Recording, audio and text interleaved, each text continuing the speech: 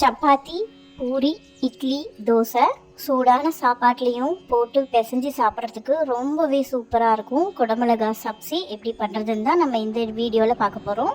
வணக்கம், welcome to my channel. ஒரு கடாயில் எண்ணெய் வச்சுக்கோங்க. எண்ணெய் சூடானதுக்கப்புறமா கடுகு போட்டு தாளிச்சுக்கோங்க. அதுக்கப்புறமா ஒரு மீடியம் சைஸ் பெரிய வெங்காயம் இருக்கு இல்லையா, அதை நான் பொடி பொடியாக கட் பண்ணி வச்சுருக்கேன். பொடி பொடியாக கட் பண்ண மீடியம் சைஸ் வெங்காயமும் இதில் போட்டு நல்லா வதக்கிக்கோங்க. வெங்காயம் கிளாஸ் பதத்துக்கு வந்தால் போதும், ரொம்ப வதங்கணும்னு அவசியம் இல்லை. அதுக்கப்புறமா ஒரு பெரிய சைஸ் தக்காளியும் கட் பண்ணி வச்சுருக்கேன் பொடி பொடியாக. ஸோ அதையும் போட்டு நல்லா வதக்கிக்கோங்க. இந்த ஸ்டேஜில் தேவையான அளவு உப்பு போட்டுக்கோங்க.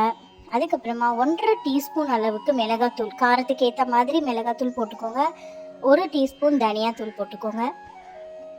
தனியாத்தூளையும் போட்டுட்டு நல்லா கலக்கி விட்டுக்கோங்க. நம்ம வெங்காயம் தக்காளி நல்லா தொக்கு பதத்துக்கு வரணும். கொஞ்சமாக தண்ணி விட்டுக்கோங்க, அப்போ தான் மசாலா கருகாமல் இருக்கும். கொஞ்சமாக தண்ணி விட்டுட்டு நல்லா கலக்குங்க. நல்லா வதக்கி விட்டுட்டே இருந்துங்க. மூடியை போட்டு வேக வச்சிங்க அப்படின்னா சூப்பராக தொக்கு பதத்துக்கு வந்துடும். இந்த ஸ்டேஜில் நான் பொடி பொடியாக ஒரு குடமிளகா கட் பண்ணி வச்சுருக்கேன், அதையும் போட்டு நல்லா வதக்கிக்கோங்க.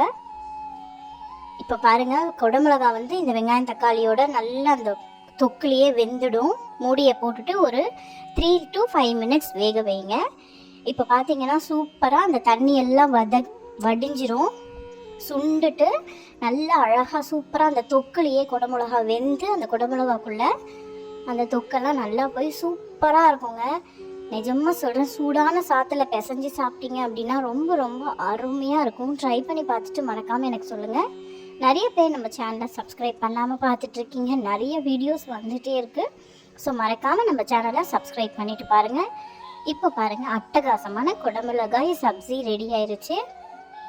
உங்களுக்கு காரத்துக்கு ஏற்ற மாதிரி போட்டிங்கன்னா குழந்தைங்களுக்கு கூட இதை கொடுக்கலாம். மறக்காமல் நம்ம சேனலை சப்ஸ்கிரைப் பண்ணிடுங்க. இன்னொரு வீடியோவில் சந்திக்கிறேன். பாய்.